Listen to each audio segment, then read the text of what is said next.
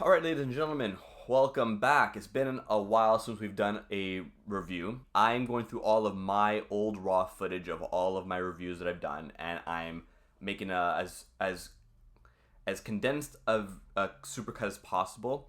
So I'm going to be doing a couple of videos like this. I'm going to try to keep the videos down to under 5 minutes or so. I'm still holding this upside down because I don't know, but Jameson Castmates just finished it off while doing the first supercut edit. So what we're gonna do is however many video reviews I can squeeze into 5 minutes, and I'm gonna have the original reviews. All the links are in the description below if you want to go take a look at the full review of the whiskeys that are going to be talked about today on this video. And yeah, so keep track, keep coming back for more of these sort of things. I hope everyone kind of gets a little bit of enjoyment out of them. I've added a couple of small little edits here and there since I've learned a little bit or two about editing. And if you haven't already, subscribe and hit that little bell button. So hope everyone is having a great day, week, month, year through all of this, and we're all safe and healthy, and best to everyone's families. And cheers, and enjoy this, whatever it is, this supercut review. Cheers. Hey guys, welcome to Story Time with Vito and my bottle of Talisker 10.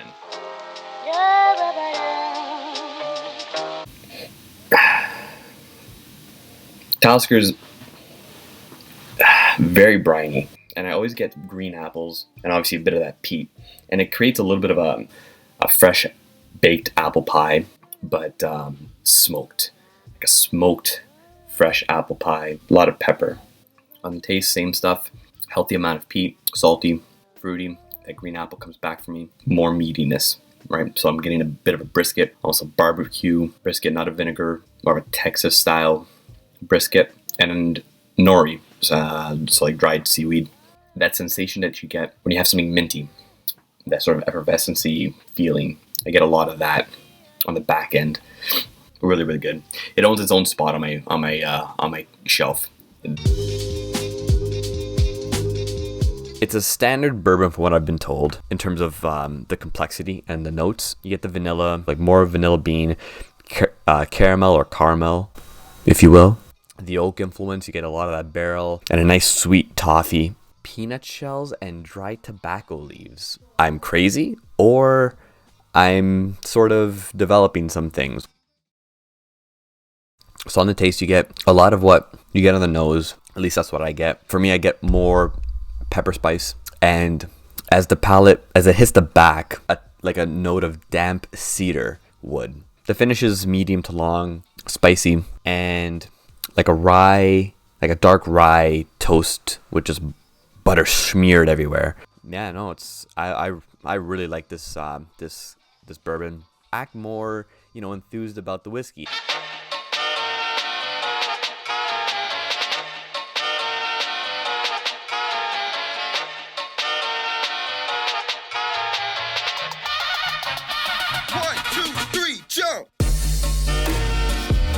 As you can see, I've upgraded some equipment today. Canadian whiskey. I decided to do 2 whiskeys, and I'm really glad I did that because the 2 I chose are 2 completely separate ends of the Canadian whiskey spectrum. One being extremely complex, and the other one being just,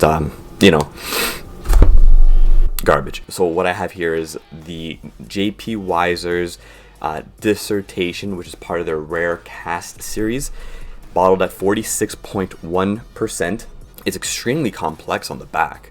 On the nose, like I said before, it's sweet corn, creamy vanilla, and like I said, it fully reminds me of a bourbon. Rye spice, oak, dark cherries and grapes. Yes, maple syrup in a Canadian whiskey. Banana nut cake.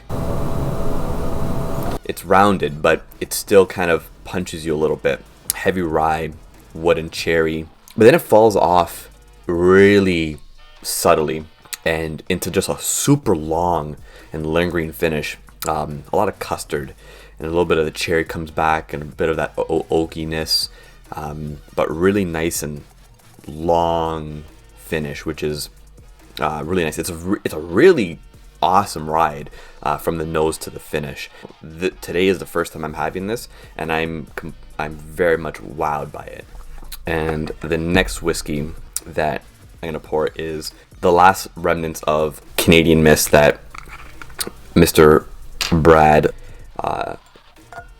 so happily gave to me, and I'm really happy that this is done. It was created by Jack Daniels and Woodford Reserve owners Brown Foreman, and they created Canadian Mist, create a Canadian whiskey tailored to American palates. So that being said, everyone that's all up in arms that, ooh, Canadian Mist, oh god, ooh, Canadian Mist, how dare you Canadians bring this into the world? I'm gonna have to look at you Americans and just say, I think it's all your fault. It is bottled at 40%, bottled in Kentucky. It's distilled in Collingwood, and then shipped. The barrels are shipped to Kentucky for bottling, and then shipped back into Canada. It smells like a baby's diaper. I'll be honest, like it's just not a used one, but not a nice smelling one. Just like an old, not used, crusty baby diaper. Oh God. I promised myself I'd never drink this again, but for you guys, awful. Oh, man, I gotta go back. Like, there's got to be something redeeming. There really isn't. Ugh. Just a whole lot of nope. Alright everyone, well that was that. I hope you guys enjoyed that. It was enjoyable for me to kind of go back and cringe at all my old footage. But yeah, really appreciate everyone that stopped by, watched, commented, liked it. Really appreciate everyone's involvement. So I'll be doing this for the next foreseeable future until I run out of raw footage, and then I don't know what I'll be doing after that. But it'll be something fun, I hope. And in the meantime, if you guys haven't already, please subscribe, hit the like button. We do a lot of live streams on this channel, so hit that little bell button so you know when we do go live.